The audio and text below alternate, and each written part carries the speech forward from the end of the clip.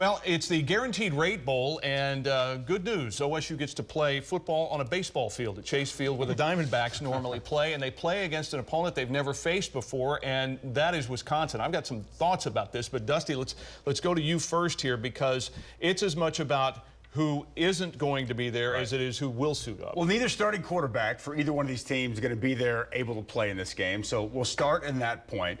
And I think that for Oklahoma State, they're in much better shape with a true freshman and Garrett Rangel, because Wisconsin on the other side, they've got a freshman in Burkett and they got a fifth-year senior in Wolf. And those two guys combined this season for 6 passes together. So, look, it's going to be a real problem at the quarterback spot for Wisconsin. They already have a lackluster passing game, and I don't think it's going to get going. The one thing they do have is they got an excellent running back. Sophomore Braylon Allen is a big, physical, between-the-tackles type of runner, and I would imagine they're going to ride him the entirety of this football game. And so when you look at it, replacing Mason Cobb, to me, for the Cowboys, it's the first item of business. Obviously, with him getting in the transfer portal, that's a big void in the middle of that defense. Jabbar Muhammad, it's going to hurt him next year. Don't think it hurts him in this game. But Brock Martin's going to be playing his last game as a Cowboy. He's got to step up. He's got to be huge. I think Colin Oliver, he's got to be really big for this team as well. And then offensively, as we kind of talked about, similar to as I said about Javonte Barnes, I think Ollie Gordon's got a huge opportunity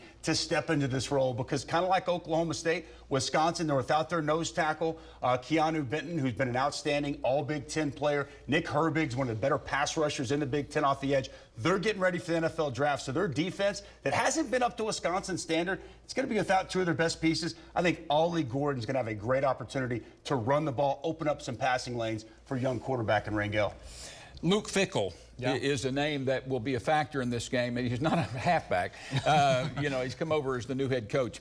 I've always picked Gundy and OSU to win bowl games, probably every one of them, and been right most of the time because he's good at it. But I think Luke Fickell's going to want to show off. I think he'll want to do some things. So I agree completely with the quarterback situation. I never would have thought we'd been sitting here talking about it. But I kind of like Rangel. I like some of the things about him. I think he's legit. I like OSU. You mentioned Luke Fickell. He is very much, you know, he's got the experience from having gone through something similar on the other side of things at Ohio State when he coached that bowl game before they let him go. And so he's been very much just going to let these guys finish the year and try to shepherd them through the game here before he really puts his stamp on things. So that'll be interesting on one hand.